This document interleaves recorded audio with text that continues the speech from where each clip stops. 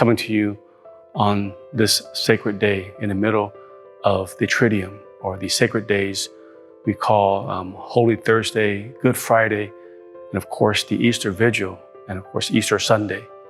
And so just to help us recall, these are the 3 days, yes, on the calendar, but really is one event of God's saving action for our salvation. We begin with Thursday, where the original Passover or Exodus was recalled, where the Israelites were freed from their bondage. And so on Thursday evening, Jesus becomes that sacrificial lamb for our salvation.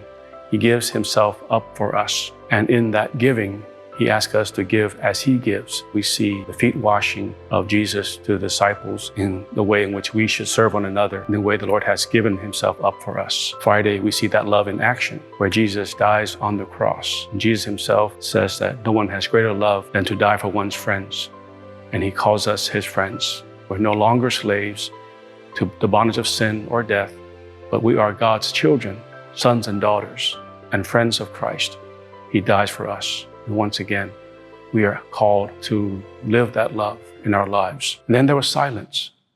The bells didn't ring, and it is as if the king has gone to sleep. He is asleep. The king in his body, yes, has died, but his soul, him, he is still working. He goes to the depth of the grave, to death itself, to rescue those who have died. And so he brings them to life. And that silence is symbolic, perhaps, of the moments of creation where things were silent, where there's a formless wasteland.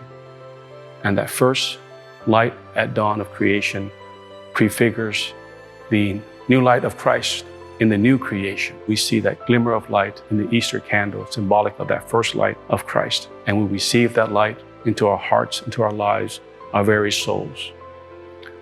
And so recalling these events of the past is not just some history, but it calls us to make bare the present of God's loving action in our very lives. And so may we go forward this day with God's love and mercy in our hearts, in our lives, his light reflecting in our very being. The Lord has truly risen. Let us rejoice and be glad. Alleluia, alleluia.